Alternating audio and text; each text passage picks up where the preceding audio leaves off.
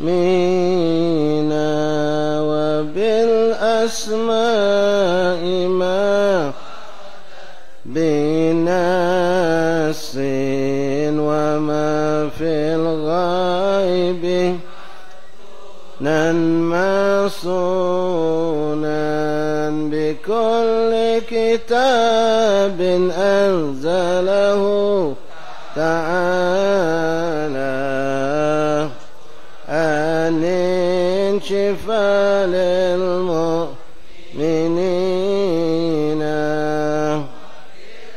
هدي سلنا ولوذنا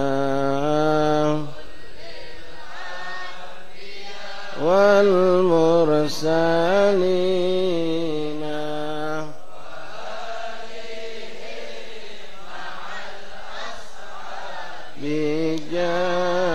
بجمعا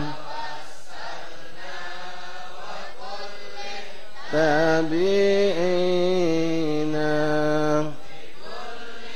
طائف الأملاك ندعو في غيب أجمعين علماء بأمر الله طرا وكل الأولياء والصالحين صبين إمام الكتب أجل نحمي الدين تاج العارفين رقى في رتبة ممارقا وقد جمع الشريعة واليقين دروس القطب أجلان القلب صدى للصادقين عفيف الدين محيي الدين حقا له تحكيمنا وبه اهتدينا ننسى كمال الدين سعدا ما الحال تاج العابدين ضمها أبا بكر إماما حباه إلهه جاها مكينا بهم ندعو إلى تعالى يعم الحاضرين ولطف من ودوام ستر لكل المذنبين تمها بتحسين عظيم بحول الله لا يقدر علينا الله مسبول علينا وعين الله ناظرة إلينا تم بالصلاة على محمد من كل خير الشافعين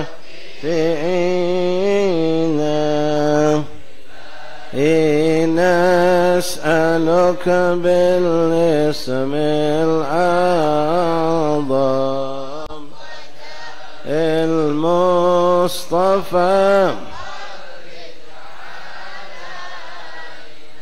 إلهي نسألك بالاسم العظيم جاه المصطفى فرج علينا والمسلمين يا أرحم الراحمين. الفاتحة إلى سيدنا وحبيبنا شفينا قرة عيننا سيدنا رسول الله محمد بن عبد الله صلى الله عليه وسلم أهل بيته وأزواجه وذريته وأنصاره وأصحابه وأحبابه أجمعين ثم إلى روج من سادتنا أولى الله المقرب من مشارق الأرض إلى مغاربها برها وبرها خصوصا سادتنا أولى المقرب من أهل المعنى والبقية أهل المعنى والبقية وأهل الذنب والفريد أجمعين أهل حظ وكلهم أجمعين خصوصا سيدنا مهاجر الله من عيسى بيد الله أحمد بن سيدنا علي بن الله بن أحمد بن سيدنا بن علي بن علي خالد القسام سيدنا محمد سيدنا بن باد سيدنا سيدنا العظام فهد بن قدم محمد بن علي بعلبي سيدنا عبد الرحمن السقاف أولاد أجمعين وصوله وفرج من سادتنا على بألوي وإلى أربع كافة المعالي قلوبنا في أمصان قلوبنا في مشايخ الحضر والأذكار والأوراد والأحزاب منظومة صلوات ودعوات مناجات كلهم أجمعين خصوصا قرأنا كتبهم وأورادهم وأحزابهم وزماتهم صلواتهم دعواتهم مناجاتهم في معهدنا في مجالسنا في أيامنا في أوقاتنا خصوصا قرأنا كتابهم وأوراد مهزم زمانهم في هذه الساعة المباركة الإمام أبي بكر الأدم بن عبد الله رسول الأكبر والإمام قطب بشار بن عبد الله بن محمد الحداد والإمام الحبيب محمد بن حسين بن عبد الله العبشي وكافة المشايخ وأساتذتنا وعلماء وصلحاء المصديق المقربين ثم إلى روح خصوصا صاحب الحارس المقام صفة الدار الحبيب عبد الرحمن بن محمد المنور وأصول وفورهم وجميع سادتنا والبالها لهذه البلدة ثم إلى أخينا في الله سيد المبارك الحبيب الفاضل محمد رضا بن عبد الله بن عبد المطلب السقاف والحبيب عبد الرحمن بن عبد الله بن شهاب بقيد ووالدينا ووالدكم أماتنا أماتكم أمات المسلمين أجمعين الله يغفر لهم ويرحمهم ويسكن الجنة برحمته إن الله يتقبل عمل وتجوز سيئة إن الله يدخل في قبورهم روحا والريحان والبشارة والعمل في شتاء رضوان واجعل قبورهم ورد الجنة وألانة الشفاء من كل داء والأمراض والسقم والألم خصوصا لمن أوصل بالشفاء خصوصا الحبيب أبو بكر بن عبد الله الكاب أمي أيب والسيد عثمان بن شيخ الحبشي والأستاذ السيد شاكر بن حبيب زين العيدرس وبنجة بنت كراموسونتا وكل من أوصلنا بالشفاء من إخوان أصحابنا أن الله يشفيهم شفاء عاجلا شفاء لا يغادر سقما ولا ألما أن الله له العافية التامة واستقم بكل طاعة ويختم لنا ولكم اللهم صل فيكم وتعافوا إلى حضرة النبي. فاتحة. أعوذ بالله من الشيطان الرجيم. بسم الله الرحمن الرحيم. الحمد لله رب العالمين الرحمن الرحيم مالك يوم الدين إياك نعبد وإياك نستعين اهدنا الصراط المستقيم صراط الذين أنعمت عليهم غير المغضوب عليهم ولا الضالين آمين. بسم الله الرحمن الرحيم. الحمد لله رب العالمين وبه نستعين على أمور الدنيا والدين وصلى الله وسلم على خير خلق الله أجمعين سيدنا ومولانا محمد صادق الوعد الأمين وعلى آله وصحبه حق قدره ومقداره العظيم. نوين التعلم والتعليم والإفادة والاستفادة والنفع والانتفاع التذكر التذكير الحث على التمسك بكتاب الله وسنة الرسل والدعاء إلى الهدى والدلالة على الخير ابتغاء مرضات الله وقرب ثوابه. اللهم أغننا بالعلم وزينا بالحلم وأكرمنا بالتقوى وجملنا بالعافية يا أرحم الراحمين. اللهم جملنا بالعافية والسلامة حققنا يا الله بالتقوى مع الاستقامة وأعدنا من مجيبة الندامة يوم القيامة يا حافظ ظفرنا وثبتنا مع أهل الثبات. اللهم ثبتنا على الحق والهدى. اللهم هذا منك بك وإليك ولا حول ولا قوة إلا بك. سبحانك لا علم لنا إلا ما علمتنا إنك أنت العليم الحكيم. وتب علينا يا رب إنك أنت التواب الرحيم. اغفر لنا وارحمنا وأنت خير الراحمين فانصرنا على القوم الكافرين برحمتك يا أرحم الراحمين. وصلى الله على سيدنا محمد وآله وصحبه وسلم. الحمد لله رب العالمين. معاشر الحبايب وبابات حاضرين حضرات إخوان أخواتي جماعة مجلس تعليم المنور di kediaman Al-Habibul Barakah Abdurrahman Muhammad Nawar, insyaallah kita semua dirahmati Allah. Assalamualaikum warahmatullahi wabarakatuh. Alhamdulillah, thumma alhamdulillah, thumma alhamdulillah, lakal hamdu syukra ya Rabbana. Bersyukur kepada Allah Subhanahu wa taala yang mana telah memberikan kita nikmat Islam dan iman yang dimantapkan Allah, dan semoga Allah memantap dan memperkokoh sampai akhir hayat kita, dan kita pun diberikan sehat wal afiah, diberikan rasa aman, nyaman, tenteram, tidak dalam ketakutan, tidak dalam kebingungan, diberikan Allah taufik dan inayah sehingga kita bisa kumpul di majlis yang penuh berkah ini. Alhamdulillah syukra ya Rabb, ala hadin malakal hamdu syukra. Dan nikmat yang agung pula yang kita dapatkan bersama ikhwan, kita disampaikan Allah dengan bulan yang penuh berkah, dengan hari-hari yang penuh keberkahan, yaitu dipertemukan kita dengan asyra awail min syahr Dzulhijjah, 10 hari pertama daripada bulan Dzulhijjah, yang mana hari ini kita masuk hari kedua, dan insyaallah sebentar lagi kita akan masuk malam yang ketiga daripada bulan Dzulhijjah. Mudah-mudahan apa yang kita dengar daripada asatidz yang telah menyampaikan tentang fadail yang datang dari Rasulullah SAW tentang bulan Dzulhijjah telah kita mengamalkannya dengan memperbanyak zikir, terutama tasbih, tahmid, tahlil dan takbir. Lalu zikir yang lainnya terutama juga tilawatul Quran, salawat dan istighfar. Kemudian mencoba untuk berpuasa. Yang mungkin kemarin belum puasa, hari ini mudah-mudahan dia puasa. Kalau ini tidak sempat juga bereja ikhwani rahimakumullah, harus kita usahakan. Ya, kalau memang kondisi antum memang tidak bisa dengan pekerjaan yang berat atau kondisi badan tidak sehat dan lain-lain, minimal niatkan dari sekarang untuk mengambil mungkin 2 hari terakhir atau 3 hari terakhir. Hari tanggal 7, tanggal 8, tanggal 9 daripada bulan Dzulhijjah ini kita puasakan, niatkan insyaallah dari Sabtu, Ahad, Senin. Itu kan hari-hari libur kita. Kita bisa insyaallah berniatkan untuk puasa. Mudah-mudahan diberikan Allah kekuatan untuk puasa insyaallah. Amin ya rabbal alamin. Tapi sebelum kita melanjutkan bacaan kita, kami menghimbau kepada rekan-rekan mungkin bisa agak maju dikit. Yang belakang maju, yang di luar masuk ke dalam. Yang di luar masuk ke dalam. Yang di belakang rapat ke depan. Masuk bisa orang 10 bisa masih masuk. Takutnya nanti kalau hujan, kesian yang di bawah. Masuk ke tengah, masuk ke belakang. Yang belakang maju ya kan. Terus masuk. La ilaha illallah.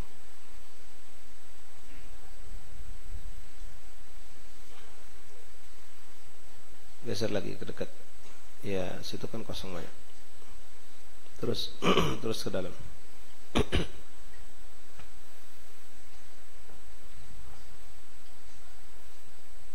Yang di luar maju ke depan. Kalau memang masih kosong ke dalam, masuk ke dalam. Kalau sudah penuh, rapat ke depan. Bismillahirrahmanirrahim. Alhamdulillahirabbil alamin, bihi nasta'in ala umurid dunya waddin. Wa sallallahu wasallama ala khairi khalqillah ajma'in, sayyidina maulana Muhammad sadiqil wa'dil amin, wa ala alihi wa sahbihi haqqa qadrihi wa miqdarihi al-'azim. Ma'asyarul hadirin hadirat rahimani rahimakumullah, masih kita dalam pembahasan mengenai tajhizul mayyit, mengenai pembahasan mengurus jenazah. Pada pertemuan yang lalu kita telah sampai membahas dan insyaallah menjelaskan tentang bagaimana cara memandikan dan mengkafani mayit. Ikhwani rahimani rahimakumullah, cerita tentang mengkafani mayit kemarin sudah kita jelaskan secara global bagaimana kaifiyah mengkafani mayit itu. Nah, sekarang yang perlu kita perhatikan adalah mempersiapkan suatu wasilah. Karena ketika kita wafat, seandainya kita dibolehkan untuk membawa bekal, pasti kita bawa bekal. Kalau boleh, untuk lampu mungkin kita siapkan, banyu kita siapkan, segala macam kita siapkan. Tapi bekal itu tidaklah seperti itu tentu. Bekal yang kita bawa adalah semasa kita hidup inilah kita beramal soleh, dan itulah bekal kita. Khairizz zad taqwa. Tapi ikhwan rahimakumullah, ada yang memang bentuknya hissi, artinya bentuknya bentuk benda, bentuk sesuatu yang memang kita bawa saat kita masuk kubur dan memberi manfaat buat kita, memberi manfaat buat kita. Dari segi apa itu? Dari mengambil keberkahan tabarrukan. Tabarrukan dan ini dilakukan oleh Rasulullah SAW dan juga para sahabat Nabi SAW. Mereka ya, di saat wafat berusaha untuk membawa sesuatu yang mereka bisa bawa menghadap Allah di alam barzakh. Di antara mereka para sahabat Nabi SAW yang sempat memiliki rambut Rasulullah, itu berwasiat kepada keluarganya agar rambut yang dia dapatkan dari rambut Rasulullah diselipkan di dalam kain kafannya. Karena dia yakin dengan itu pasti dapatkan keberuntungan yang luar biasa. Jelas ikhwannya, karena Nabi memberikan kabar gembira itu. Kemudian ada pula di antara mereka memang Rasulullah SAW memberikan pakaian daripada pakaian Rasulullah SAW untuk dipakaikan buat kain kafan itu sahabat. Kalau itu tidak manfaat, tentu Nabi tidak melakukan hal seperti itu. Begitupun mereka yang banyak mendapatkan bagian dari pakaian Rasulullah, mereka mengambil bagian itu dan diselipkan di dalam pakaian kain kafan milik mereka. Dan termasuk yang dilakukan oleh salaf dari zaman sahabat, tabi'in sampai hari ini, kita sering melakukan ini dan banyak dilakukan, dan ini bukan bid'ah, apalagi na'udzubillah suatu keburukan, meyakini keberkahan air Zam-Zam. Banyak orang-orang ketika pergi kain kafan itu mereka celupkan di banyu Zam-Zam, dicelupkan di banyu Zamzam untuk mengambil keberkahan dari air Zamzam, lalu mereka jemur dan dengan itu mereka pakai. Dan tidak sedikit pula yang dilakukan oleh para salafun salihun, mereka menggunakan salah satu helai daripada pakaian kain kafan mereka itu adalah kain umroh milik mereka. Jadi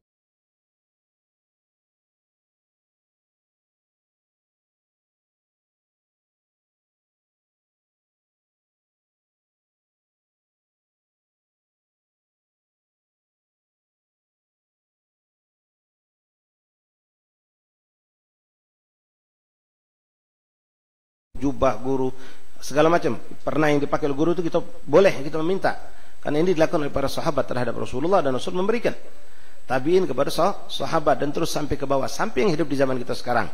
Dan ini merupakan satu yang memang ada landasan dalilnya kita melakukan tabarukan seperti itu.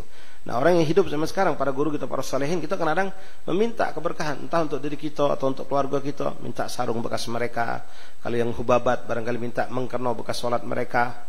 Ini bukan sekedar menyimpan untuk jadikan barang yang disakralkan, baik dikeramatkan, jadikan seperti museum, la wallah. Tapi untuk menambahkan rasa ta'alluq kita kepada para solihin, kepada Rasulullah, untuk menambahkan rasa cinta kita kepada mereka solihin. Dan memang subhanallah ikhwan, dengan memegang, menyentuh, mencium pakaian-pakaian solihin itu, langsung dengan izin Allah kita mendapatkan keberkahan sir yang alir kepada kita.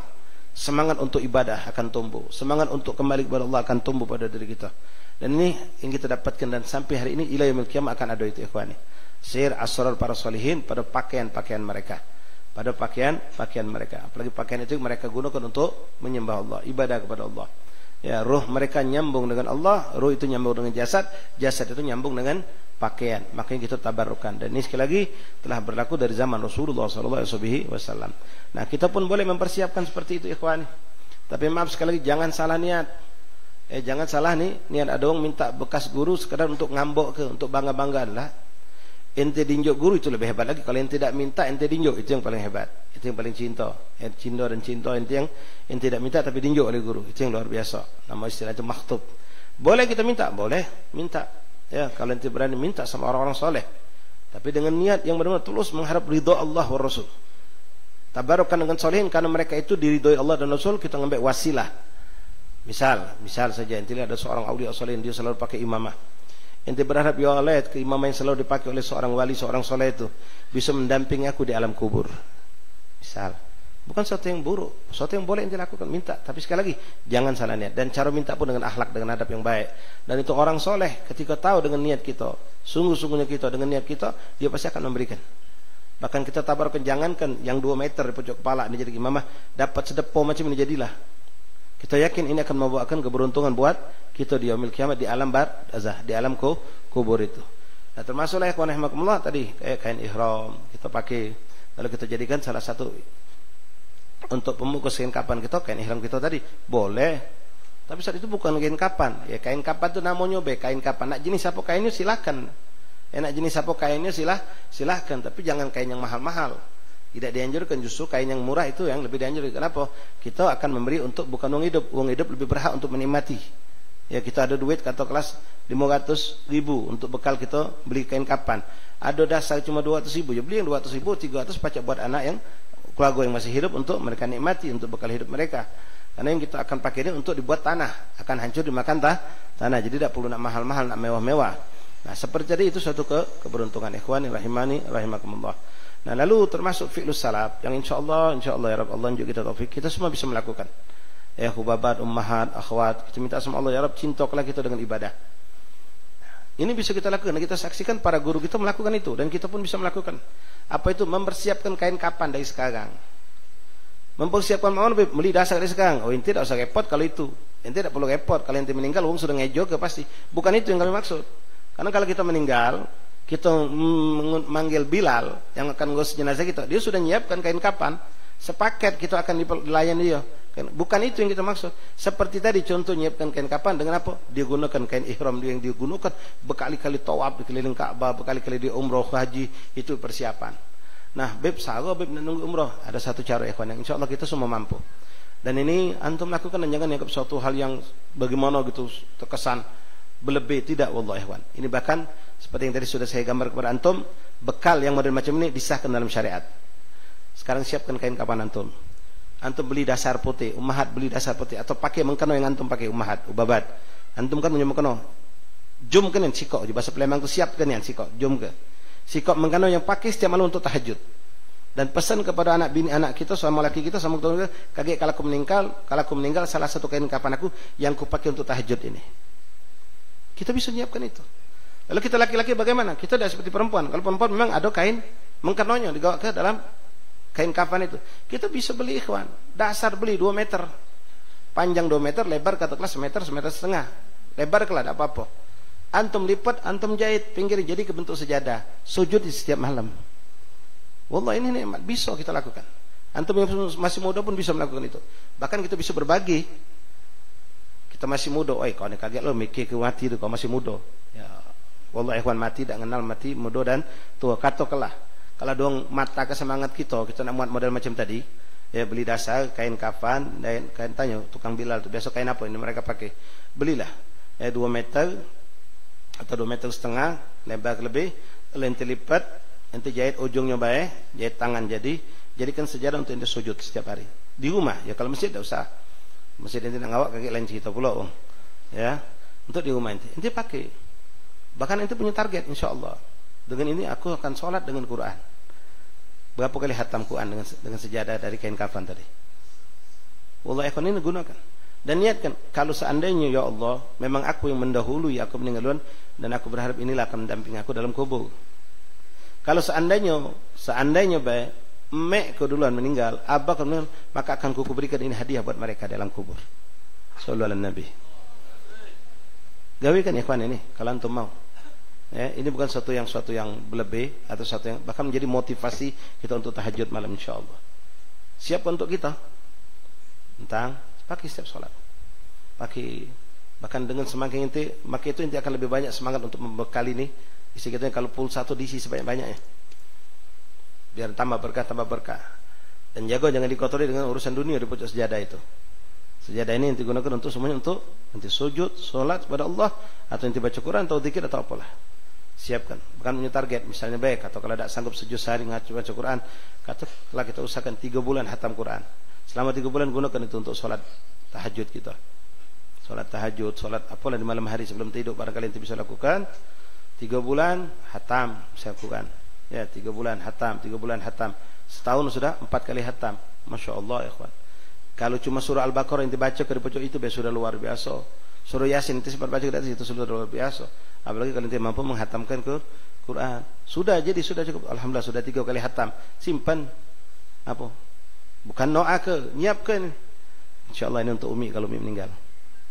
Buat lagi macam kita buat pakaian. Buat lagi, kalau untuk nenun lagi. Buat lagi, jadi lagi dapat 3 kali hatam. Apalagi nikmat wallahu azim kalau sempat dalam hatam Quran itu dengan adanya tangisan kita kepada Allah. Ada tangisan kita, taubatnya kita. Sudah selesai siapkan ini untuk abah. Siap kalau untuk orang kita cintai. Allah ini hadiah yang terbesar buat mereka. Dan ini sekali lagi syariat. Ya, artinya ado bukan mengado-ado. Ini ado di zaman Rasulullah. Bahkan Rasulullah pernah melakukan itu kepada sahabat dan sahabat melakukan itu mengambil keberkahan dari pakaian Rasulullah SAW. Begitu banyak sahabat mengambil keberkahan pakaian Rasulullah untuk memberikan kesembuhan dengan izin Allah. Mereka datang ke istri Rasulullah yang nyimpan pakaian Rasulullah ketika mereka sakit. Lalu istri Rasulullah mengeluarkan pakaian Rasulullah, dicelupkan ke banyu, lalu banyu itu dibawa pulang oleh para sahabat dan diminumkan atau diusap kepada orang sakit, bi'idznillah sembuh dengan izin Allah. Dan ini pun sampai saat ini boleh kita lakukan, tabarukan dengan pakaian-pakaian orang-orang soleh, pakaian orang-orang yang dimuliakan Allah Subhanahu wa taala. Tapi ikhwan rahimakumullah, itu balik masalah kapan. Ya. Kapan nyiap ke kain kapan? Kapan nyiap ke kain kapan? Sekarang lah. Karena kita tidak ada tahu kapan umur kita. InsyaAllah mudah-mudahan itu jadi suatu motivasi buat kita dan bukan sekadar suatu yang kita dengar, tapi insyaAllah kita bisa amalkan dan insyaAllah kita mampu melakukan itu insyaallah ta'ala. Baik ikhwan rahimakumullah, kita lanjutkan pelajaran kita dari kitab Fathulillah bima yajibul abad li maulah li Sayyidil Habib Muhammad bin Husain bin Abdullah Al-Habsyi radhiyallahu an, sampai kita tentang bab salat jenazah. Furudus salah. Wa furudus salat alaihi sab'atun arba'at takbirat wan niyah wa qira'atihal wa iqtiraniha bitakbir al-ula wal qiyam wa qiraatul Fatihah ba'da al-ula wa salat an-nabi sallallahu alaihi wasallam ba'da ats-tsaniyah wa du'a lil-mayyit ba'da ats-tsalitsah wa taslima al-ula ba'da ar-rabi'ah wa yusannu ta'awudz qabla al-qira'ah wa raf'al yadayn fi kulli takbirah wa du'a bil ma'thur ba'da ar-rabi'ah wa taslimah ats-tsaniyah wa yusannu an ya'tiya fi du'ahi al-mayyit ba'da ats-tsaniyah Allahumma ighfir li hayyina wa ila akhir. Baik. Ikhwan rahimakumullah. Cara salat mayit jenazah. Di sini Habib menjelaskan tentang kita cara salat jenazah. Pertama kita perlu tahu dulu syarat salat jenazah ini apa baik. Syarat salat jenazah secara hukum yang mutlak, sepakat ulama memang walaupun di situ ada apa namanya khilaf ulama ya. Mungkin kalau ada yang baca ngunci jendela dari luar. Khilaf ulama, tapi terdapat ulama yang paling kuat. Sepakat kebanyakan ulama mengatakan salat jenazah itu adalah suatu yang salat wajib. Sebagian mengatakan doa, tapi itu pendapat tidak dipakai kebanyakan kita. Kita pakai pendapat salat jenazah itu salat yang wajib, walaupun fardunya fardu kifayah. Artinya syarat-syarat yang ada dalam salat jenazah itu sama seperti syarat salat wajib. Sama seperti syarat salat wajib. Kalau tidak dibuka, buka tapi diganjel biar tidak ngempas pintunya. Dibuka lebih cantik. Baik. Nah, syaratnya sama seperti salat kebanyakan. Ya, seperti salat wajib, salat sunnah sama syaratnya. Tutup aurat, ngadep kiblat, suci dari hadas besar kecil dan seterusnya. Syarat itu ada pada salat jenazah. Nah, di samping salat jenazah ini ada juga syarat lainnya yang perlu kita ketahui. Pertama, kalau ditanyakan kapan masuk waktu kosong. Jangan di pintu. Kapan masuk waktu salat jenazah? Nah, waktu salat jenazah itu kapan masuk? Kapan kita sudah boleh menyolatkan jenazah? Menyolatkan jenazah, ikhwan rahimakumullah. Itu waktunya kan kadang-kadang kita kapan? Apakah begitu mayit meninggal sudah boleh disolatkan? Ya, apa nunggu selesai dimandikan baru boleh solatkan? Apa nunggu di kapan? Apa nunggu masuk ringgo? Apa nunggu ke masjid?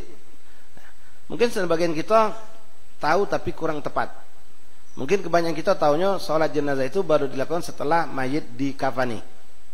Setelah mayit dikafani. Memang rata-rata kita macam itu. Ya, nyolat ke jenazah setelah mayit dikafani, kita sholat ke.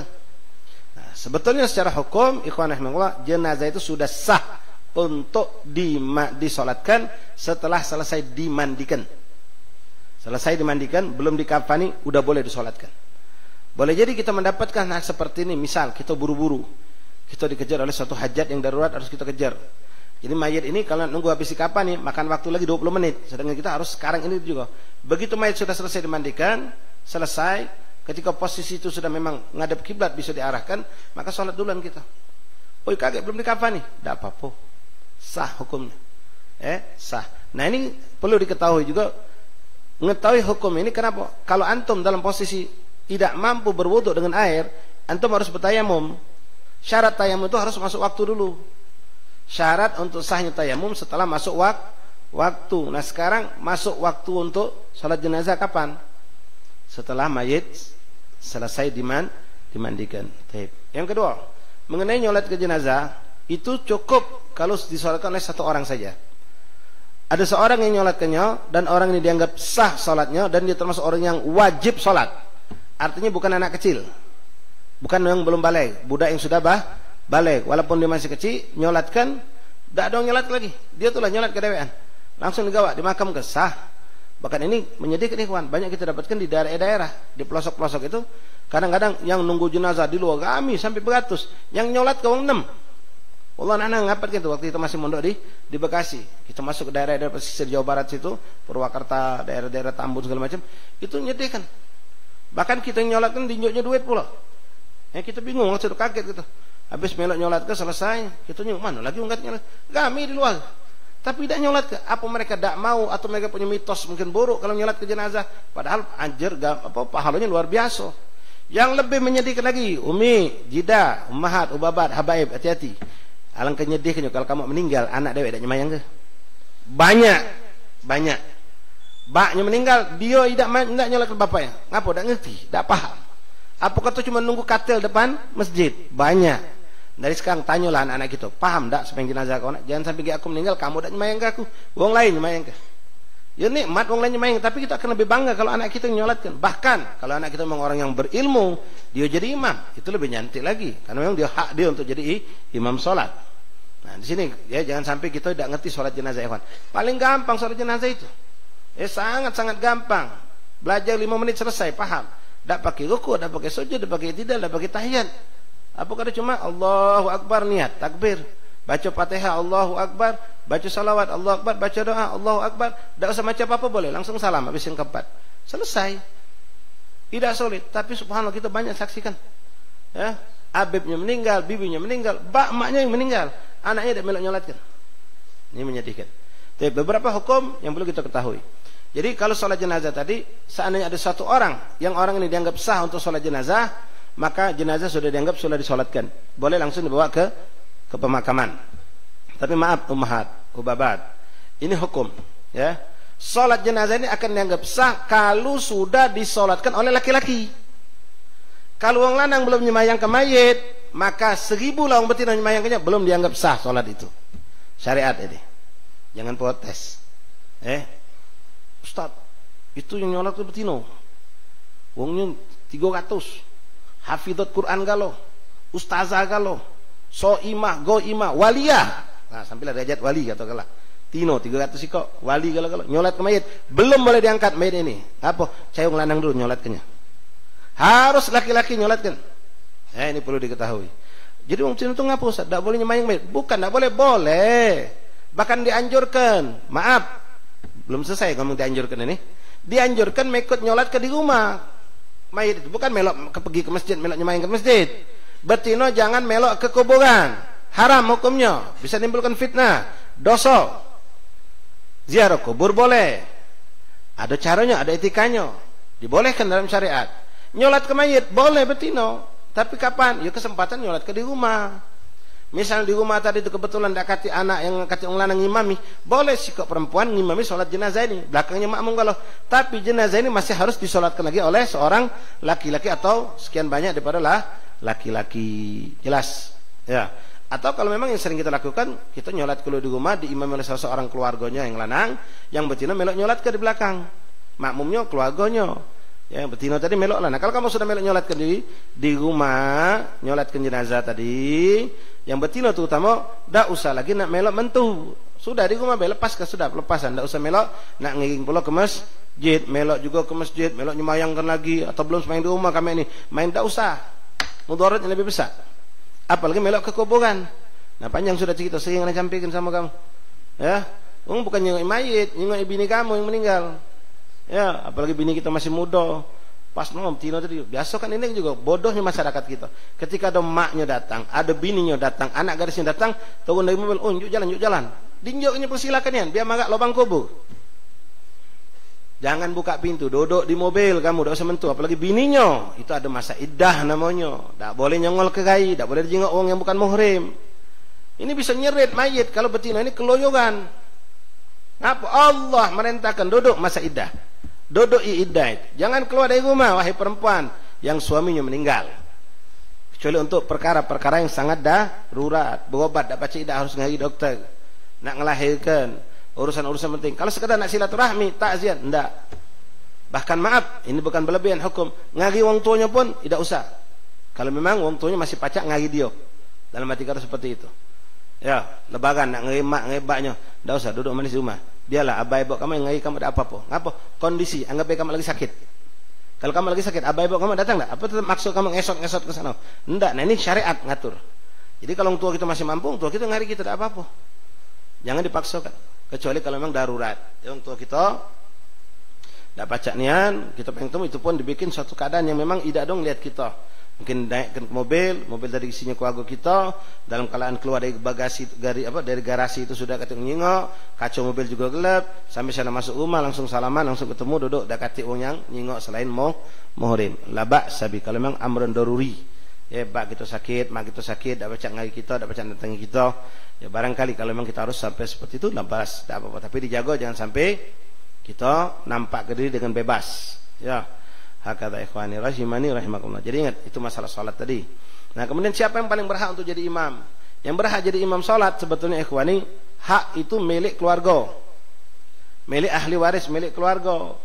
Walaupun memang kita sering dapatkan seperti tadi sendiri, kami barusan menyolatkan jenazah Habib Abdurrahman minas shalihin minal akhyar, ikhwan. Umur 95 tahun meninggal. Kami kenal benar beliau di Pegayut, tetangga kami. Cuma takdir Allah meninggal di Palembang, dimakamkan di Palembang. Ya, orang yang sudah umur 95, waktu beliau masih umur 90, 88, 89, 99, mungkin sampai 92 kemarin masih ke masjid. Kalau Jumatan Habib Aman sama Habib Ci adiknya. Masih ada Habib Ci di Pegayut. 91 mungkin umur Habib Ci atau 92. Itu uang belum ada di masjid, dua beradik ini sudah ada di masjid. Dengan keadaan mato kadang-kadang udah nyingok, tapi dia hafal jalan kampung tuh. Sallallahu alaihi Nabi. Masya Allah. Nah macam tadi keluarganya ada, tapi mereka nyerahkan kami untuk jadi imam sholat. Ya silakan. Tapi kalau sekonyong-konyong kita jadi imam, tidak boleh. Mugola itu imam rawatib. Oh ini imam tetap masjid, imam tetap masjid kami. Jadi kalau ada jenazah harus imam kami. Tidak. Tergantung keluarganya nak minta siapa jadi imam. Kalau keluarganya ngasuh dia mampu, ya silakan anaknya jadi imam, silakan saudaranya jadi imam, silakan bapaknya jadi imam. Kalau memang, dan kita jangan protes. Di situ ustaz banyak. Apa dia nak jadi imam? Ustaz kan banyak. Memang dia punya hak, ikhwan. Jadi jangan salah. Kalau kita punya ilmu tidak mau tes gitu. Ya, memang dia punya hak untuk jadi imam salat, tapi pastikan dia ngerti tidak hukum salat. Paham dia tentang masalah salat. Kalau dia bacaan beda benar. Ya. Gerakan tidak paham, istinja masih belum logos, artinya tidak pacak, tidak sah untuk jadi imam, ya sudah mundur. Jangan maksa ke diri. Jangan maksa ke diri untuk jadi imam. Serahkan pada orang yang mampu untuk jadi imam salat. Baik. Kemudian ikhwani rahimani rahimakumullah. Menyolat ke jenazah ini hanya dilakukan sekali. Bagi kitanya yang nyolat ke. Untuk nyolat kedua kali tidak disunnahkan. Bahkan di situ khilaf aula. Dikatakan haram tidak. Makruh pun tidak, di bawah makruh. Khilaf aula. Khilaf artinya kalau tidak digawekan lebih afdal. Kalau tidak digawekan lebih afdal. Jadi kalau kita sudah nyolat ke, misal di sini ada jenazah, disolat ke di rumah ini, lalu digawat lagi ke masjid haddad untuk disolat ke lagi. Kita sudah nyolat ke sini, tidak usah lagi melok sana. Tapi Ustaz, kalau melok lagi boleh? Boleh. Boleh. Tapi dengan catatan satu, kalau dia sudah jadi solat di sini, di sana jangan jadi imam. Jangan jadi imam. Apalagi di sini sudah ngimami sebagai anak dia ngimami keluarganya, lalu di sana ngimami lagi dia. Itu jangan. Itu dilarang. Dalam syariat tidak dibolehkan. Ya, kalau untuk sholatnya khilaf aula. Khilaf aula artinya tidak digawikan lebih afdal. Tidak nyampe makruh, tidak. Cuma afdal begitu. Adapun mayit yang disolatkan berkali-kali itu sah-sah saja. Ya, paham ya? Kita nih yang nyolat ke mayit, mayitnya itulah kita sholat ke berulang kali. Tidak dianjurkan. Cukup sekali. Tapi kalau mayit itu disolatkan berulang kali, misal tadi di rumah sekali disolatkan, lalu kebetulan dia ulama, dia ustad, digawak ke majelisnya, dia pengen dipesan wasiat di majelisnya untuk dia disolatkan lagi, lalu digawak sampai disolatkan lagi, lalu digawak ke masjid untuk disolatkan oleh orang banyak. Kebetulan masjid tadi itu kecil, yang hadir banyak sehingga tidak cukup, diulangi solat sampai 3 kali. Silakan nak 10 kali nyolatkan, tak apa-apa. Mayit cikok disolatkan sampai 10 kali, boleh. Sampai 100 kali pun boleh. Jasad Rasulullah sallallahu alaihi wasallam. Jasad Rasulullah disolatkan oleh sahabat berpuluh kali, mungkin lebih beratus. Kenapa? Karena sahabat nyolat ke tidak macam kita berjamaah kami tidak. Jadi siapa yang datang nyolat ke, siapa yang datang nyolat ke, setelah jasad Rasulullah disiapkan dengan rapi dan indah. Jadi ada yang datang orang 3 nyolat ke, ada yang datang lagi 3. Hakata terus berganti-ganti sahabat nyolat ke jasad agung Rasulullah sallallahu alaihi wasallam. Masya Allah, tabarakallah. Baik, sudah. Kemudian ikhwan rahimakumullah, masalah meletakkan mayit. Meletakkan mayit ketika nak disolatkan. Ini masih galak digecok ke wong, direbut ke wong. Kan yang ribut tu ngawang tak ngerti. Wong yang ribut masalah letak mayit kepala kanan atau kiri, diribut kenyo tahan bebantah misalnya apalagi depan mayit, ini menunjukkan wong itu bodoh dan ngerti hukum. Kalau ngerti hukum, dia tidak bakal ribut. Ya, kenapa? Mayit itu, ini contoh, ini mayit misalnya, ini kepala, ya, ada ini kepala. Kalau kiblat ke sana, mayit kepala sebelah kanan, ini yang sering kita lakukan kan? Boleh. Tapi kalau kepengen macam ini, boleh. Boleh kalau ikhwani, macam ini boleh, macam ini boleh. Pala sebelah kanan boleh, pala sebelah kiri juga boleh. Bahkan sebagian di dalam kitab menganjurkan kepala di sebelah kiri. Walaupun secara praktek ulama kita mengambil sebelah kanan. Illa kecuali nanti kalau memang nyolat ke mayit itu di masjid Rasulullah, Masjid Nabawi, tidak bisa posisi seperti ini.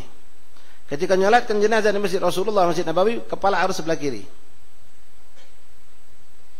Kalau kiblat sana, anggap kiblat sana, ya. Apa nak ambil contoh kiblat sini misal, ya.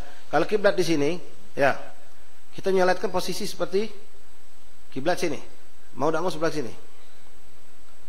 Artinya kalau kiblat, ya anggaplah kiblat sana bela lemak berana ya, gitu contoh. Kiblat sana, maka imam itu di kiblat sana. Sekarang magam Rasulullah di mana?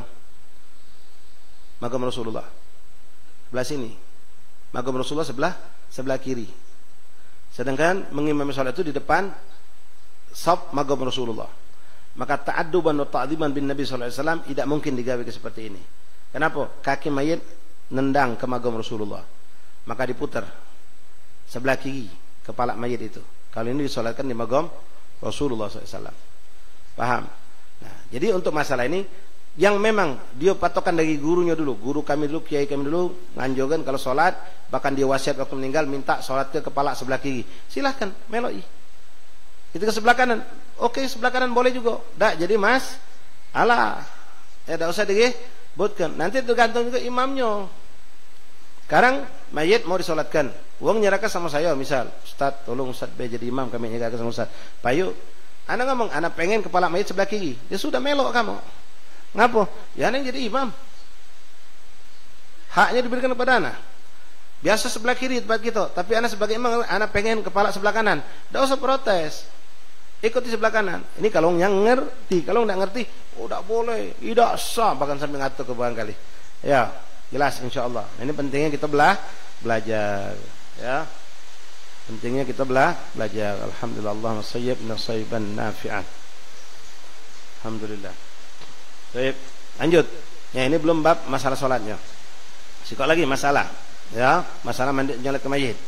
Mayit kalau lanang, maka posisi imam itu di sini. Katakanlah kiblat sana ya. Kita ngembek katakanlah mayit kepala sebelah kanan. Kalau lanang mayit di mana kepala posisinya? Imam itu berdiri di sini. Kalau betina di sini, posisi di pinggang atau antara pantat dengan belikat ini. Betina. Apakah ini syarat salat sah seperti itu? Tidak juga. Kalau seandainya ada kesalahan, tidak jadi masalah. Tidak perlu diributkan. Mayit kebetulan, nah ini banyak nanti bid'ah hasanah. Kita kadang-kadang lihat di ringgo-ringgo kalau sudah jadi, ringgo-ringgo sudah rapi, biasanya yang ngurusi mayit ini akan meletakkan kalau betina kerudung wong betina ditaruhnya di bagian kepala mayit. Bagian kepala mayit biasanya taruhnya kerudung wong betina, entah kerudung almarhum atau kerudung siapa. Kalau wong lanang biasanya taruhnya apa? Serban. Ini semua isyarat baik ikhwan ini. Make payu tak makin apa-apa. Karena mayit itu digendong mayit, pakai katil juga boleh, pakai ringgo-ringgo, pakai hiasan macam-macam juga boleh. Cuma ini untuk memberikan isyarat kepalanya di mana. Karena kan kita kadang bilang mana kepala. Ketika tidak ada tanda tadi. Nah, kita tanda itu ditunjuklah dengan adanya selendang. Kalau betina kerudungnya, tahu ini kan kepala gitu. Oh, kalau lanang tahu dari adanya ridak dari ini kepala. Kalau tidak kan kadang-kadang sampai muter-muter wong. Ya, sikang kepala ini.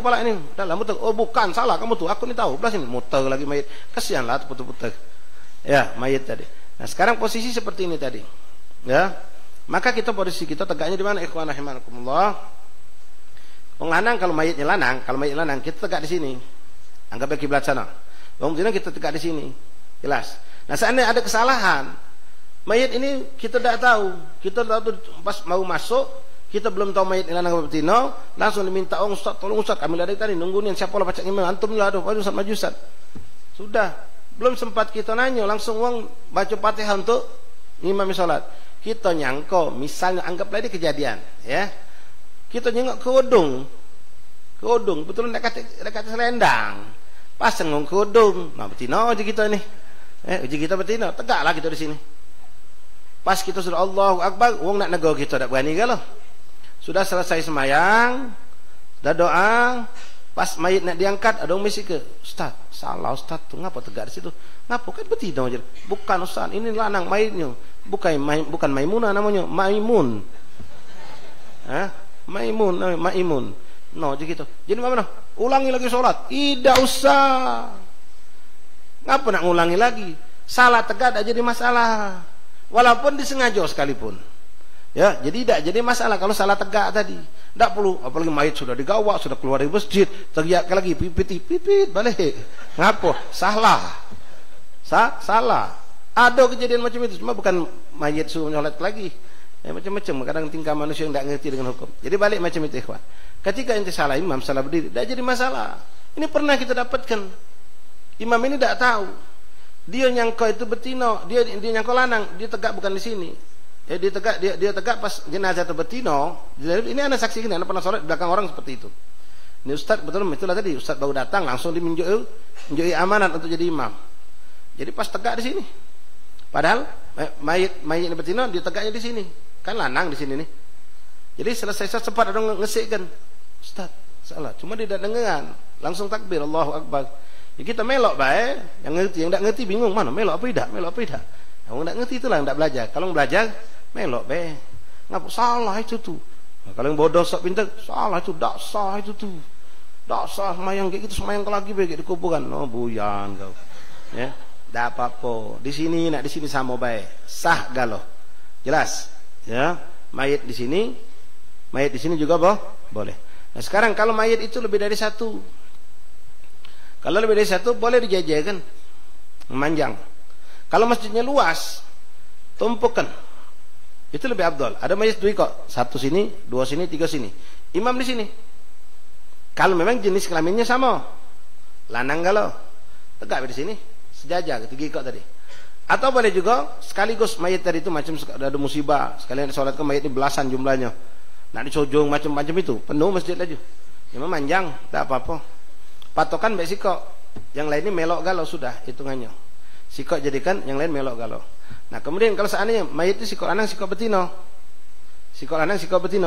maka abdolnya bagaimana? Ya, ini seperti ini. Nah, ya, ini lanang, ini betino, jelas ya jangan.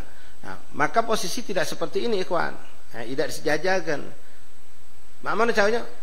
Pertama, pastikan kalau yang dekat imam itu lanang. Ini lanang katakanlah. Imam tegak di sini nah. Imam tegaknya di sini. Ya. Depan imam ini mayat lanang. Setelahnya mayat betino. Posisi mayat dibeginikan. Jadi mayat lanang lebih menjorok ke kanan, mayat betino tarik mundur ke kiri. Sehingga terbalik, ya. Nah, ayo macam ini. Ya, macam ini jadi posisi. Imam di sini. Jadi posisi kepala mayat lanang ini sejajar dengan perut mayit betino. Maka di sini ketika imam berdiri kepala lanang, maka posisi betino juga tepat. Posisi betino kan kalau imamnya di mana? Bagian perut katakanlah atau pinggulnya. Nah, seperti ini kan posisinya. Jadi mayit lanang tadi dekat dengan imam, jangan mayit betino. Mayit lanang dekat sama imam, agak di depan, dan mayit betino di belakang agak menjorok, tarik ke kanan sedikit. Sekiranya kepala mayit lanang sama pinggul atau badan mayit betino itu sejajar, sehingga kalau imam itu tegaknya di sini pas, untuk imam lanang pas, untuk imam betino juga pas. Jelas insyaallah. La ilaha illallah Muhammadur Rasulullah sallallahu alaihi wasallam. Kemudian ikhwani rahimani rahimakumullah,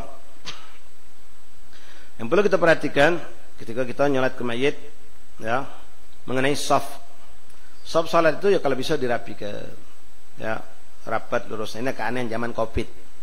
Keanehan zaman Covid banyak, termasuk masjid-masjid yang bangga dengan protokol itu. Ya, sampai kita masuk tidak pakai masker, diusirnya. Ya Allah, balik zaman jahiliyah. Diusirnya tidak pakai masker. Bahkan dulu zaman sejadah digolong dan ngawas sejadah, usirnya. Ya Allah, segamnya. Nah, masjid-masjid ini ketika sholat wajib renggang. Dia lemak nian mata ke kamu. Oi Pak, sudahlah Pak, kita ni serapat. Oi jingat Mekah sana kamu tu. Oh, Mekah jual kayaknya. Ya. Njuk tahu Madinah lah mentang sejadah lah lamu. Masjid Nabawi lah lamu mentang sejadah. Njuk tahu bapak-bapak kita pengurus masjid-masjid itu, njuk tahu Madinah sudah mentang sejadah dari lamu. Sampai hari ini Mekah pun juga sama. Mekah juga mentang sejadah. Taib. Nah, ketika sholat asar, misalnya sholat zuhur, berenggang dia, enggang, tak boleh rapat. Udah selesai, dengan lagi jenazah datang, nyolatkan. Apa yang terjadi? Dapat. Nah, ini bengak bin bodoh ini. Sholat wajib kamu takut. Ini wajib memang, sebagian ulama mengatakan tidak wajib, fardu tapi fardu kifayah. Yang fardu ain, takut tahan berenggang, pas ada jenazah salat gapet. Pernah juga kami menyaksikan salat jenazah dia sudah gapet, pas tahlilan empet-empetan pula duduk. Nah ini ya. Jadi akalnya tidak dipakai. Subhanallah, ngadap Allah seperti itu keadaannya. Tapi ikhwani rahimani rahimakumullah, kan wong masih wong bersih kalau. Ya, wong bersih kalau wudu, bukan cuma tangan kita cuci, muka kita cuci, mulut kita cuci, kuping kita cuci, hidung kita cuci, kaki kita cuci. Kita cuci kalau. Sementara di kantor-kantor itu cuma nyuci tangan baik. Menang siapa sebenarnya kebersihan? Kita lebih. Tapi diatur tidak boleh. Subhanallah, la haula wala quwata illa billah. Fitnah, ya, fitnatuz zaman. Nah, balik tadi itu ikhwan, ya, dirapatkan salat jenazah itu. Ya, jangan perlu berenggang-enggang. Tamam, rapatkan. Seperti itu salat wajib sama. Kemudian disunahkan kalau memang makmumnya tidak banyak, bikin 3 shaf. Bisa kita 9, bikin 3. 10 kita nih yang nyolatkan nih. Imam depan, shaf pertama 3, shaf kedua 3, shaf ketiga 3. Walaupun masjid itu luas. Jangan bikin 1 shaf, walaupun sah-sah saja. Cuma sunnahnya dibikin 3 shaf. Ada orang 30 beb, imam 1, 31, ya 1 imam. Bikin shaf pertama 10, shaf kedua 10, shaf ketiga 10. Itu sunnahnya. Ya, kalau umat ini banyak nih sudah ada main hitungan 3 lagi sudah penuh. Silakan sampai 10 shaf, isinya beratus silakan, tidak ada masalah. Cuma kalau kita mendapatkan jumlah itu tidak banyak, maka bikinlah 3 shaf. Ngapa macam itu tuh? Kan masih shafnya belum selesai nih. Nabi yang nyuruh. Tapi ngapa macam itu tuh? Nah, sudah yang tekak namanya. Kalau sudah gitu, Nabi yang nyuruh, masih dia ngapa macam itu? Dia pikir pakai logika, kan shop masih panjang, masih kosong kanan kiri. Ngapa kita buka shop lagi baru? Kalau sholat wajib memang makro. Pendongga dulu shop, tapi ini untuk sholat jenazah itu aturannya seperti itu. Untuk sholat jenazah. Tapi ikhwan rahimakumullah, sekarang kita mulai sholat jenazah. Ya, sholat jenazah. Membaca Fatihah, Al-Fatihah Allah yaghfir lahu wa yarhamhu subhanahu wa rahmatihi wa walidina, itu termasuk mimbabul ihsan. Ya, ada orang mengatakan oh itu bid'ah, ada mengada-ngada. Ya ada apa salahnya? Doa ke mayit, maca Fatihah. Di mana mengatakan haram?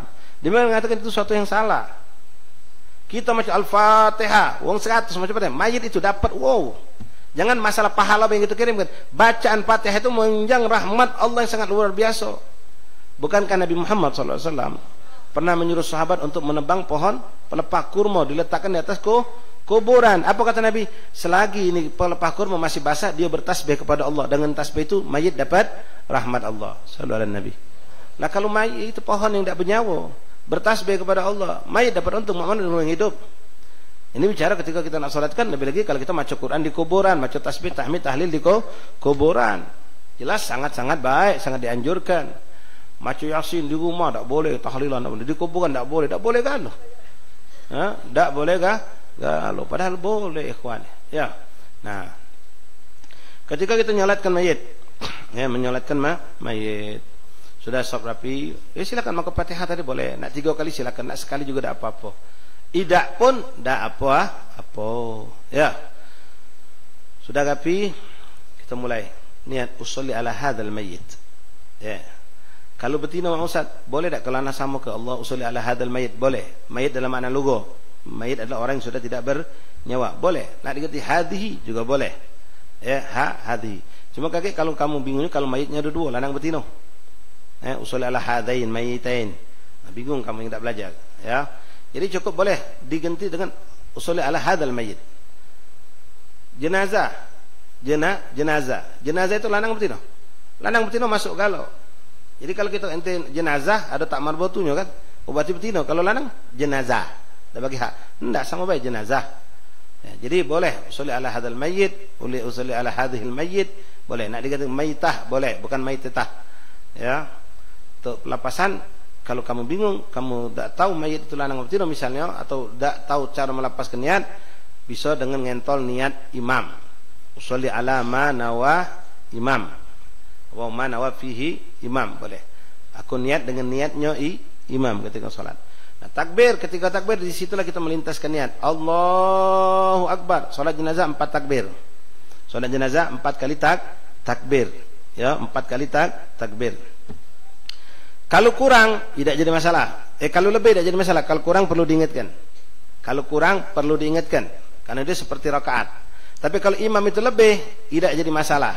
diikuti boleh, tidak diikuti lebih afdal. Sekarang praktek salat dulu. Allahu Akbar. Takbir pertama dibarengi dengan niat salat jenazah. Apa yang kita lakukan? Baca suratul Fatihah. Tidak disunnahkan baca doa iftitah. Ya, tidak disunnahkan untuk baca doa iftitah. Langsung boleh dan sunnah a'udzubillahi minasyaitonirrajim. Ta'awudz. A'udzubillahi minasyaitonirrajim itu sunnah. Lalu langsung Fatihah. Habis Fatihah waladdallin amin, tidak disunnahkan baca surat. Baca ayat tidak. Ya. Nah, di situ ada ulama mengatakan seandainya imam itu memperpanjang, boleh ente tambah surat. Ente boleh nambah surat kalau imamnya lama, misal. Nah, tapi kalau tidak, asli hukumnya cuma baca Fatihah. Sunnah baca a'udzubillahi minasyaitonirrajim. Setelah itu takbir kedua, Allahu Akbar. Takbir kedua, baca salawat. Salawat bebas. Mau salawat apapun silakan. Walaupun dianjurkan salawat Ibrahimiyah. Ente tidak hafal Allahumma shalli wa ala ali sayyidina Muhammad, boleh. Allahumma shalli ala sayyidina Muhammad wa ala alihi wasallam, boleh.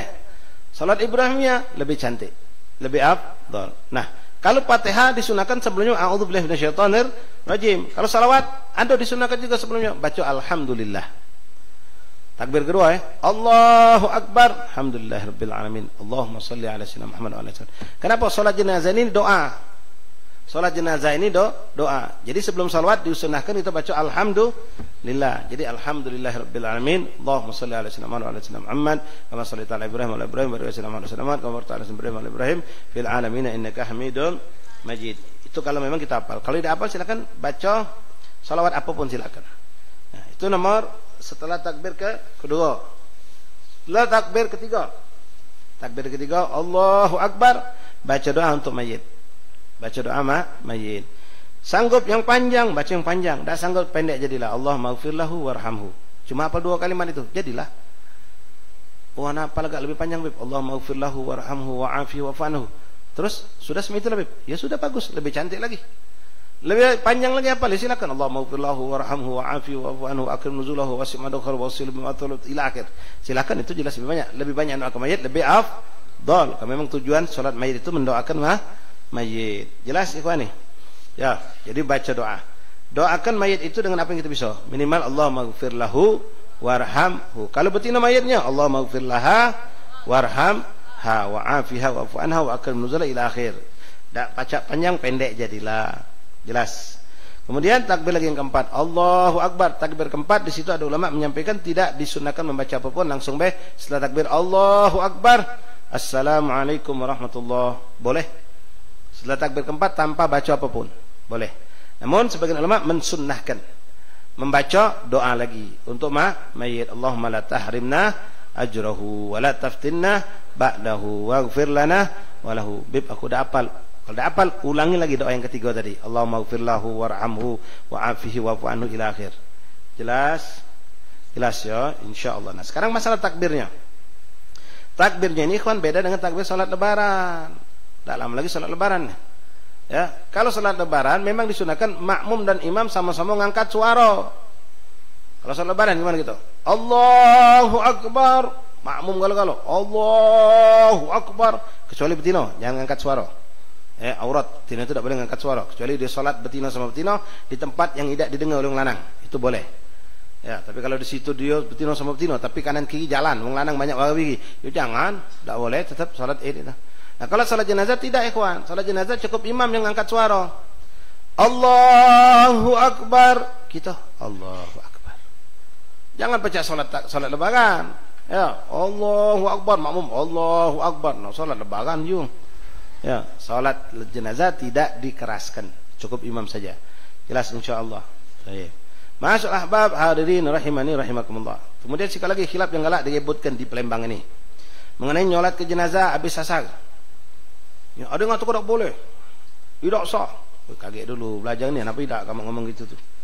Ya, jangan cepat-cepat ngatur tidak sah. Dari zaman dulu berjuta-juta wali di Palembang ini sholatkan habis asar. Istilah bahasan banyak. Bahkan jadi pilihan di Palembang ini nyolat ke jenazah itu kalau tidak jam 10 habis asar. Nah, ada beberapa masjid yang walaupun habis asar dia nak nyolatkan sebelum sholat asar. Jadi sholat jenazah dulu habis itu sholat asar. Ini musibah kadang-kadang ikhwan. Musibah mana? Ente perhatikan kalau tidak percaya. Anda tidak usah sebut ke masjidnya. Ya, ada beberapa masjid yang masih bersikukuh dari zaman dulu macam inilah kami. Kalau jenazah asar itu nyolat ke jenazah dulu, baru sembahyang asar.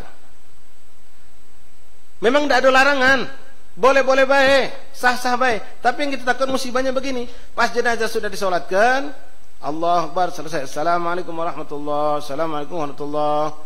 Ini jenazah langsung digawa uang ke kuburan. Uang melok kalau jenazah ke kuburan, sembahyang asar belum?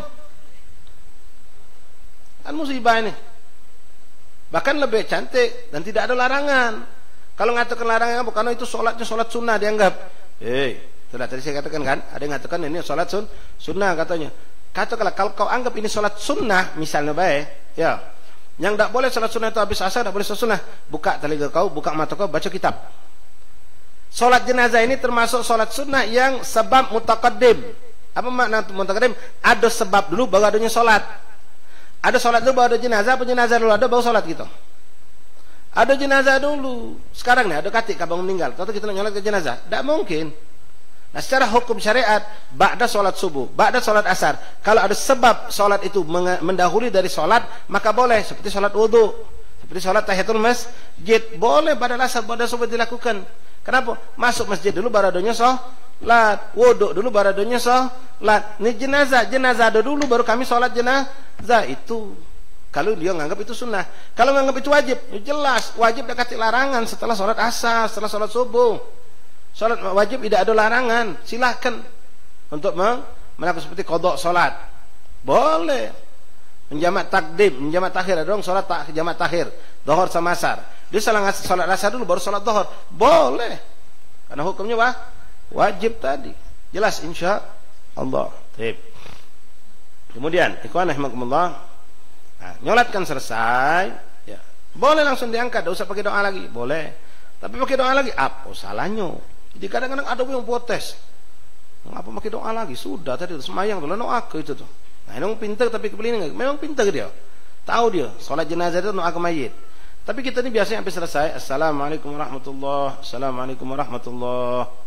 Kita berdoa lagi untuk mayit, bahkan kadang Fatihah lagi. Apa salahnya? Apa ruginya? Cuma hitungan beberapa menit. Ada yang protes, ikhwan. Apa nak pakai doa-doa lagi? Bid'ah itu jadi. No. Repot ini ujung-ujungnya ke situ. Nah, jadi boleh nak Fatihah lagi, nak doa lagi silakan. Setelah itu kita bawa mayit tadi. Nah, mayit ini hati-hati. Perlu diperhatikan juga ikhwan beberapa sunnah yang lain. Ya, ini waktu sudah lewat sedikit apa-apa. Kalau kamu nunggu di masjid, di musola, nunggu jenazah, kita duduk kan. Nah, yang cantik ini banyak dilakukan oleh para habaib. Ya, bukan melebihkan adat, memang ini adat yang cindo, yang perlu kita contoh. Mereka ketika nunggu mayit datang atau nunggu jamaah datang, itu tidak ada habis main langsung disolat ke jenazah, tapi baca yasin tahlil dulu. Pertama, nguntung ke mayit. Kedua, menghimpun umat biar lebih banyak nyolat ke. Semakin banyak orang nyolat ke mayit, semakin beruntung ini mayit. Semakin beruntung mayit itu. Ya. Nah, ketika misal kita lagi duduk, mayit kebetulan belum datang, kita lagi duduk di musola, di masjid atau di tempat yang sholat tadi. Lagi duduk entah dengan zikir, entah dengan apa. Lalu mayit datang. Itu disunnahkan berdiri. Bukan kita duduk baik. Kadang-kadang yang tegak ini memang ada yang tegak kami. Karena betul memang jalan tengah. Mayit itu nak lewat situ, jadi tegak dia. Bukan karena dia paham kalau sunnah. Nah, ente duduk di pojokan. Saya ente duduk di pojokan sana. Pintu mayit masuk lewat sini. Ente lihat ada mayit datang tadi. Tegak, disunnahkan. Bahkan melihat mayit di jalanan pun kita lagi duduk disunahkan tegak. Mengapa melok cago-cago pemerintah ni? Kalau makin penghormatan tegak. Oh, bukan pemerintah, Nabi ngajar gini. Sunnah, kalau ada mayit lewat, kita yakin mayit muslim, tegak, disunahkan. Ya, disunahkan tegak. Jadi kalau ada mayit, apalagi seperti tadi, mayit masuk musola, masuk masjid, kita duduk, tegak, sunahkan. Tegak di tempat itulah. Mayitlah diturunkan, deklah turun, mayit tadi, baru kita duduk. Itu sunnah. Itu sunnah. Kemudian meletakkan mayit, mengangkat mayit, disunahkan baca minimal zikir. Apapun zikir silakan. Salawat itu cantik, dan yang diajarkan di antara Bismillahirrahmanirrahim Rasulillah. Bismillahirrahmanirrahim Rasulullah. Ketika kita nangkap mayit, ngangkat mayit, dan lebih lagi ketika memasukkan mayit ke dalam kubur, nanti itu sunnah. Jelas. Kemudian ya banyak lagi hal-hal yang tidak perlu kita paksakan, seperti yang itu yang kami katakan tadi, mayitlah keluar disuruh stop. Ini kejadian pernah. Urusannya apa? Bukan salah nyolatkan, bukan salah ngimam ke, payung lupa. Nah, ini kan musibah nih. Adat di Palembang ini kan adat, di mana-mana juga banyak adat. Ya, bahkan pak itu, tahu pak, pada satu nama kematian, istilah punya, dia punya barang-barang itu diantaranya katil ini dan plus payung. Jadi payung seakan-akan mayungi mayit. Ya kan banyak kan sampai sekarang. Kalau ganti jenazah ada sih kok tukang megangi payung di depan. Ngapo payung panas sama mayit. Hah? Dia sudah ditutup kok sudah rapi. Nah dipayungi. Nah ini ya, saya yang kejadian ini pernah sampai mayit sudah keluar dari musola, sudah jalan, wong sudah semangat, tahu tepoi heboh, woi tunggu. Bingung wong sampai stop mayit tadi. Ngapa dengar lagi mau keluar dari rumah, ngapa payung cut tunggu. Payung. Subhanallah. Nah, ini sesuatu yang tidak perlu dipaksakan, ya. Dan tidak ada dalam syariat. Kalau memang menutupi waktu mandikan mayit, kemarin sudah kita bahas, memang disunnahkan. Ketika mayit masuk kuburan ditutupi, itu juga disunnahkan. Tapi ketika mayit digawa, dia kan sudah tertutup oleh ringgo-ringgo, tidak perlu lagi nak dipayungi. Ya, ente mayungi capek, no. Atau dia dapat pahala, ternyata bukan sunnah. Nah, itu. Kemudian satu yang perlu dibuang, satu adat yang perlu dibuang, jangan sampai kita lakukan. Ya, ketika mayit keluar dari rumah, stop. Ya, wong 4 ngawak katil tadi, anak bini cucung lewat bawa inggo-inggo. Ngapo? Aduh apa? Hah? Masuk surga apa? Dak juga. Siapa yang ngajari? Dak kau. Nabi tak pernah ngajari. Ulama tak pernah ngajari. Nah ini adat, ini yang perlu dibuang, tak boleh. Sikok lagi nguntal ke beras kuning sama duit logam. Oi, wong nak meninggal. Wong sedang nemu akhirat, tak usah diajak urusan dunia. Mubazir malah itu tuh. Beras tuh kalau tunjukkan buat makan, manfaat. Tunjukkan ayam lebih pahala. Ayam lagi ngumpul dipakai ngambil beras. Mau kasih aja yang kami tak repot nyari. Daripada diambilkan macam itu. Duit logam pula diuntalkan. Ya Allah, bingung saya. Ada itu masih ada di Palembang. Ini tolong dibuang. Tak ada syariat ngajarkan itu, ya. Kalau ada kiai tanya lagi sama kiai itu. Atau habib yang ngajari. Oh itu zaman dulu habib kiai yang meninggal. Tanya coba. Ya, tak kata ajaran Islam mengajarkan seperti itu. Nebarkan beras kuning sama duit logam atau mayit lewat bawah, kita lewat bawah ringgo, tak ada itu. Tamam. Wallahu alam bissawab. Adapun mengantar jenazah ikhwan sebetulnya disunnahkannya kita nih tenang, khusyuk, khudu, diam. Masing-masing bertafakur mengingat tentang kematian. Itu asli sunnahnya. Tapi karena kondisi manusia apalagi zaman kita sekarang, kebanyakan kita lalai ngantar jenazah, kita kelakar, kita ngoceh, bahkan menggibah, namimah, urusan dunia kita ceritakan, maka salaf kita mengajarkan dibantu dengan zikir, ngajak orang sambil berzikir. Beda tempat, beda-beda cara zikir. Jadi Palembang ini kadang pakai subhanallah, alhamdulillah, wa la ilaha illallah, wallahu akbar. Kenapa zikir itu dipilih? Pertama itu memang zikir yang mujarab, yang hebat, luar biasa, fadilah besar. Dan ada fadilah yang lain. Apa? Meringankan beban. Siapa kalau ente punya beban berat, mikul susah, mawak susah, baca subhanallah, alhamdulillah, wa la ilaha illallah, maka beban ente akan ringan. Ngawak jenazah itu akan lebih ringan ketika kita baca subhanallah, alhamdulillah, wa la ilaha illallah, Allahu akbar. Jadi bukan sembarang dipilih zikir, karena memang ada fadilahnya, meringankan beban pikulan. Kedua yang sering dipakai memang la ilaha illallah, la ilaha illallah, la ilaha illallah Muhammadur Rasul. Silakan cantik. Ya, la ilaha illallah al-malikul haqqul mubin Muhammadur Rasul. Silakan cantik. Ya Allah, ya Allah. Ada seorang solihin di hadapan meninggal dibawa dengan seperti itu. Silakan zikir apapun boleh. Ya, disilakan. Yang penting kita baca dengan cara yang baik, yang indah. Wallahu alam bissawab. Mungkin itu cukup sampai di sini. Mudah-mudahan Allah berikan keberkahan untuk kita. Untuk agak sedikit kepanjangan. Untuk di Masjid Lawan Kidul malam ini pelajaran fikih kita kami robah warna, tidak melanjutkan pembacaan kitab nikah, tapi insyaallah pembahasan seputar Idul Adha, kurban, insyaallah. Pembahasan tentang kurban dan Idul Adha. Wallahu a'lam bishawab. Dan untuk Senin depan ummahat ubabat hadirin rahimakumullah, majelis libur. Majelis di sini libur karena bertepatan dengan hari Arafah. Ya kita semua insyaallah puasa, kita semua sibuk dengan menyambut malam Lebaran. Ya, untuk tahu apa tentang sunnah-sunnah yang akan kita lakukan, insyaallah malam ini kita bahas di Lawang Kidul, insyaallah taala. Jadi tolong saling sampai Senin depan majelis diliburkan sekali, Senin berikutnya insyaallah kita kumpul lagi. Wallahu a'lam. Bismillahirrahmanirrahim. Alhamdulillah. Allahumma salli wa sallim ala sayyidina Muhammadin wa ala ali sayyidina Muhammad. Ya Rabbana a'tarafna bi'annana wa annana ashrafna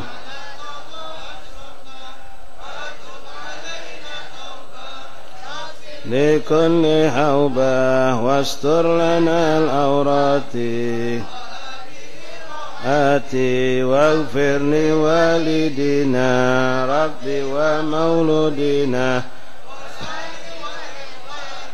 وسائر الهلان حبة أو جيرة أو صحبة والمسلمين أجمع آمين يا ربي أسمع فضلا وجودا منا لا باكتساب منا بالمصطفى رسول نحظى